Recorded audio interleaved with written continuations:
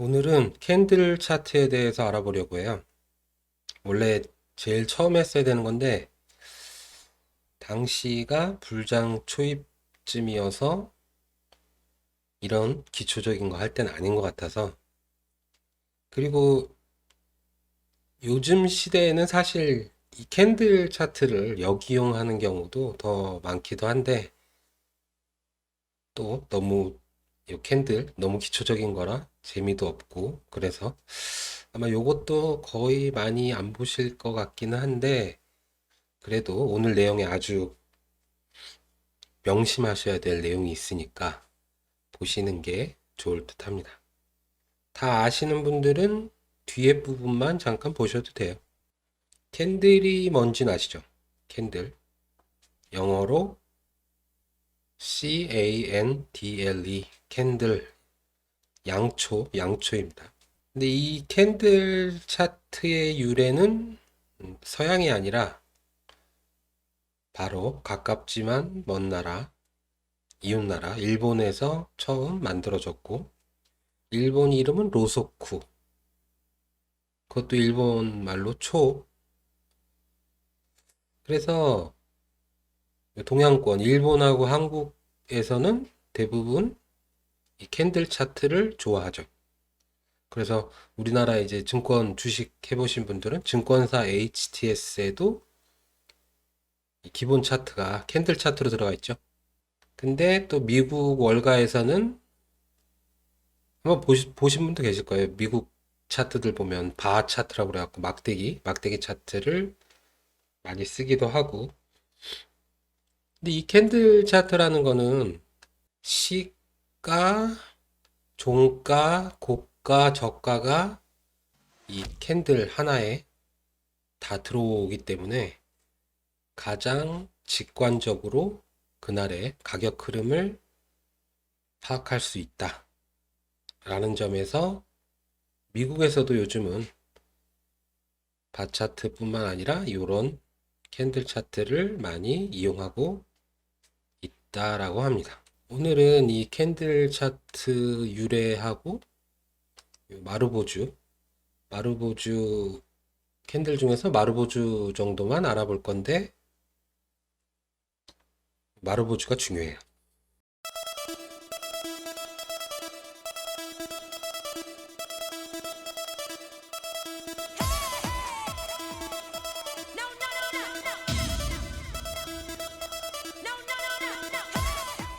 이 캔들 차트 발명자는 일본 에도막부 시대의 거래의 신이라고 불렸던, 직업은 쌀 거래상인 혼마 문해이사라는 분이고, 약 250년 전이니까 그때 당시는 이 쌀이 현금처럼 화폐로 통용되던 시기였죠. 그래서 이 쌀 거래소에서 현물 거래뿐만 아니라 선물도 거래가 되었는데, 잘 아시겠지만, 해보고 계셔서 아시겠지만, 하루에도 시세가 그냥 위아래로 수십 번씩 왔다 갔다 하죠. 그래서 이 혼마 문에이사라는 분이 초보 때 이 쌀 거래를 하다가 몇 번이나 파산을 당했다고 합니다. 지금으로 치면 청산이죠, 청산. 그래서 이 혼마라는 분이 요 가격의 흐름들을 어떻게 도식화할 방법이 없을까를 무지하게 연구를 거듭하다가 밤에 촛불이 타는 걸 보고, 이런 식으로 캔들 차트를 만들면 되겠다. 촛불 그런 움직임을 갖다가 보고서 만들면 되겠다라고 해서 지금의 캔들 차트를 만들었다고 합니다. 그래서 이분이 대단한 게 이 캔들 차트를 만든 것뿐만 아니라 여러분 한 번쯤 들어보셨을 법한 적산병, 흑산병, 이것도 이분이 개발하신 거예요.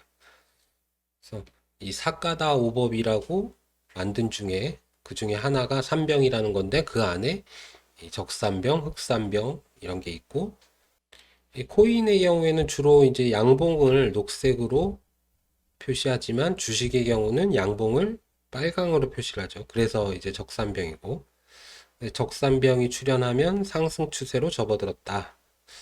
근데 요즘에는 요걸 또 반대로 많이 이용을 하니까 오히려 적산병에 팔아라 그러기도 하죠. 그리고 흑산병은 반대로 파랑색. 주식에서는 이제 파랑색이 음봉이니까 그래서 이 흑산병이 출현하면 3일 연속 파란 음봉이 출현하면 하방 추세가 강력하다로 받아들였었습니다.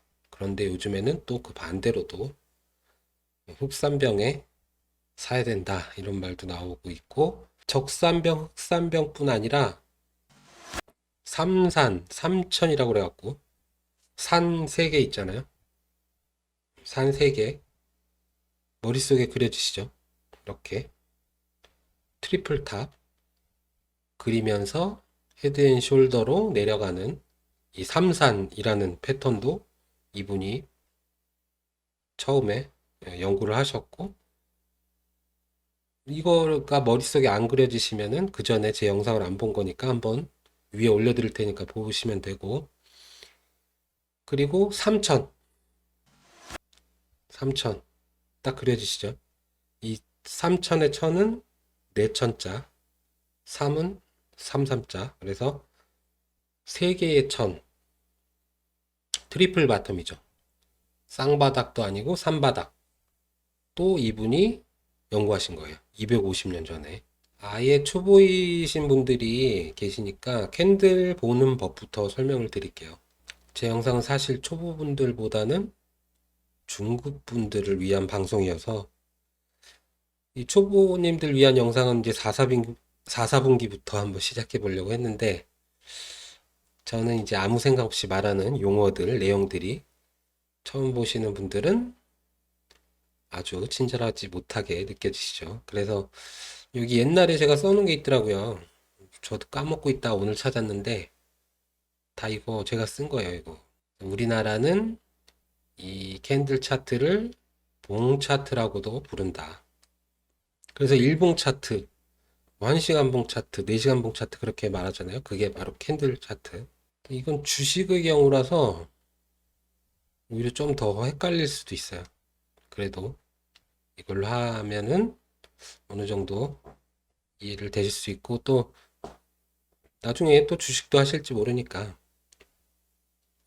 주식에서는 이 종가가 시가보다 하락했을 때 음봉으로 표현합니다. 주식에선 파란색이죠. 코인에서는 빨간색이 음봉이죠. 반대로 종가가 시가보다 상승했을 때 양봉, 빨간색 양봉으로 표현하죠. 코인에서는 양봉이 녹색이죠. 그린.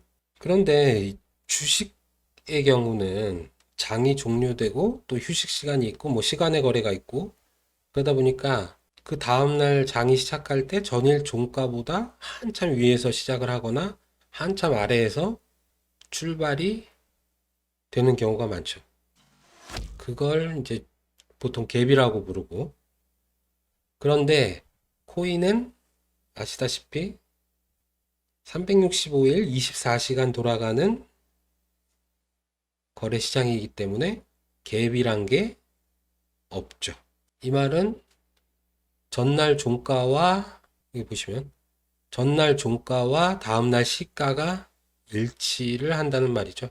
그래서 코인 캔들 차트에서는 기본적으로 전날의 종가보다 가격이 오르면 양봉이 되는 거고 전날 종가보다 가격이 내리면 음봉이 되는 거죠. 양봉은 그린, 녹색, 음봉은 레드, 빨간색이고 너무 당연한 건데 말로 풀어서 하려니까 오히려 더 어렵게 느껴지실 것 같네요. 그래서 캔들 하나는 보통 이렇게 몸통과 윗꼬리, 아랫꼬리로 구성이 됩니다. 이것도 제가 다 그린 거예요, 예전에. 그래서 여기 이 캔들 하나에 자, 여기 음봉이니까 여기가 시가가 되겠죠. 몸통의 맨 윗부분. 시가, 그리고 종가, 그리고 꼬리 맨 윗부분이 고가, 꼬리 맨 아랫부분이 저가가 되겠죠. 캔들 하나에 시가, 종가, 고가, 저가가 다 표현이 됩니다. 만약 이게 파란색의 음봉이 아니고 양봉이라면 시가와 종가만 바뀌게 되겠죠. 이게 빨간색이라면 주식의 경우 빨간색이라면 여기가 시가, 여기가 종가가 되겠죠. 이 캔들 차트는 단일 캔들로서는 사실 큰 의미를 가지기는 힘들어요. 캔들 하나만 딱 놓고 봤을 때는. 오히려 이제 연속되는 여러 캔들들이 여러 개 연속됐을 때 거기에서 의미를 찾는 게 좋고, 그런데 한 가지 캔들만은 그 자체만으로도 아주 큰 의미를 가지고 있습니다. 바로 요거 마루보주라는, 보통 이제 장대 양봉 혹은 그 반대는 장대 음봉이라고 부르는데, 마루보주는 그 캔들 하나만으로도 상당히 큰 의미를 지니고 있고, 우리가 이 마루보주가 나왔을 때 어떻게 시장에 임해야 하냐, 이런 태도에 대해서 마르보주가 강력한 시그널을 보내주죠. 이 마르보주는 프랑스어 같지만 일본어입니다. 일본어. 촛대. 일본 사원에서 한번 좀 보셨을 법한 그 촛대를 마르보주라고 합니다. 긴 촛대 있잖아요. 그래서 이 마르보주가 나오면 한 방향으로 움직임이 크게 쏠리는 거죠. 긴 장대 양봉이나 긴 장대 음봉이 나왔을 때는 위든 아래든 한 방향으로 크게 쏠렸다. 이 쏠렸다는 거는 아주 강력한 추세 전환을 예고한다.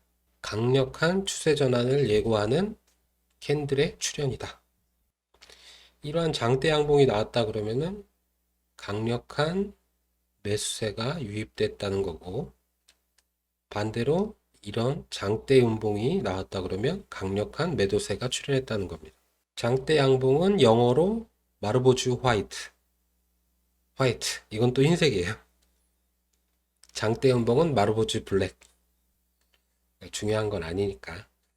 여기 장대 음봉 출현 후에 보면은 뭐 횡보하는 듯 싶지만, 추세를 보면 계속 쭉쭉쭉쭉 하락세를 타죠. 심지어 거래정지까지 당하죠. 주식에는 이제 거래정지라는 게 있는데, 어쨌든 이 마르보주도 신뢰도를 높이려면은 시간이 무조건 길어야 된다. 계속 말씀드렸죠.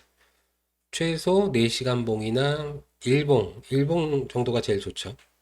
자, 다시 코인으로 돌아오죠. 실전으로 돌아왔어요. 실전으로 돌아왔는데, 이제 때는 2019년 4월 2일입니다. 이때로 와보면, 이날 일명 여기 장대 양봉이 나왔죠. 일명 만우절빔이라는 장대 양봉, 마르보주가 출현합니다. 이날 비트코인이 이제 4,000불에서 한 4,800불 정도, 무려 하루 만에 20% 가까운 상승을 했는데, 저는 이 당시 그 전에 홀드했기 때문에 마르보주를 아주 그냥 배 터지게 먹었어야 됐습니다. 그런데 이날 이 상승이 하루 종일 뭐 조금씩 오른 게 아니라 순식간에 한 4,500불 정도로 뛰어 올랐으니까 순식간에 한 15% 정도를 이제 올라가 버린 거예요. 순식간에. 그래서 한 4,500불 정도 올랐을 때 잠깐 조정이 올 때를, 그 작은 조정 파동을 먹어보겠다고 숏을 쳤다가 순식간에 아주 장대 양봉으로 먹었던 거를 다 토해낼 뻔 했었습니다. 그러면 안 된다는 거죠. 그냥 여기서 차트 보시면 아시겠지만 그냥 컴퓨터 끄고 한 두어 달 여행을 갔어야 됐죠. 알고 있는 것도 순식간에 막 상황들이 급변해 버리니까 이성을 잃고 양방향을 또 크게 발라먹어 보겠다고 욕심을 부렸죠. 기본을 거스르면 안 된다. 이날 4월 2일에 장대 양봉이 출현하면 강력한 상승 추세로의 전환을 알리는 거기 때문에 가격이 뭐 10%가 올랐든 20%가 올랐든 무조건 매수를 받아야 된다. 롱을 쳐야 된다. 이 쉬운 걸 저처럼 잠깐 망각하거나 아예 기본조차 몰랐다면 이런 날 크게 데이는 겁니다. 이날 순식간에 급등을 하니까 사람들이 다들 너무 많이 올랐다. 쇼치자. 그랬다가 그날 다 박살 나는 거죠. 많이 올랐다고 숏을 치고 많이 내렸다고 롱을 치면 안 된다. 그거는 이제 횡보장에서 먹히는 전략이고 원웨이장에서는 그런 마인드라면은 개털되는 거죠. 털리기 딱 좋다. 기본을 거스르지 말자. 윗꼬리가 뭐 사실 살짝 있지만 몸통 길이에 비해서 뭐 이 정도는 그냥 무시해도 되는 꼬리죠. 그래서 뭐 20%가 올랐던 이날 200%가 올랐던 매수 전략이 맞다. 매도를 하면 안 되는 거죠. 그래서 그 이후에 이 장대양봉 이후에도 이제 이런 어떻게 보면 횡보하는 과정에서 이, 이 비트코인 이놈 가치도 없는 놈이 너무 올랐다. 그래서 이제 숏을 막 쳤던 분들은 그 이후에 다 박살이 났겠죠. 반면에 이날 장대양봉 급등 이후라도 롱을 들어갔던 분들, 매수를 했던 분들은 무조건 수익이 났겠죠. 장대양봉 출현 이후에는 장대양봉이 나온 이후에는 전략이 아주 그것도 이제 거의 바닥권이었으니까 횡보하는 과정에서 횡보를 길게 가져간 다음에 그 다음에 바닥권에서 장대양봉이 나왔으니까 이 바닥권에서 바닥을 길게 다진 후에 횡보를 하다가 장대양봉이 터졌다.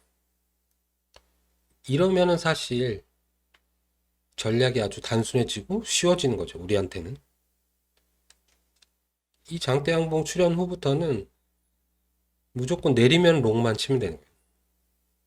팔더라도 다시 떨어지면 또 매수를 하면 되는 거예요. 장대음봉 출현 이후에는 반대로 하면 되겠죠. 그래서 이제 지금으로 돌아와서 지금은 이제 사실은 조금 애매하긴 한데 어느 정도 올랐죠. 그래서 만약에 좀 더 조정을 주고 뭐 이런 식으로 약간 피말리면서 약조정 횡보 같은 걸 준 다음에 그 다음에 이런 장대양봉 마르보츠가 출현했다. 그러면 어떻게 해야 된다? 이 장대양봉이 일봉으로 마감되면서 뭐 60K를 뚫던 70K를 뚫던 숏을 칠 게 아니라 우리는 롱을 쳐야 된다 라는 겁니다. 매수를 받아야 된다. 자, 요약. 마르보주 출현은 강력한 추세 전환의 시그널이다. 반드시 마르보주가 출현한 방향으로 우리는 따라가야 된다. 중요합니다. 꼭 메모.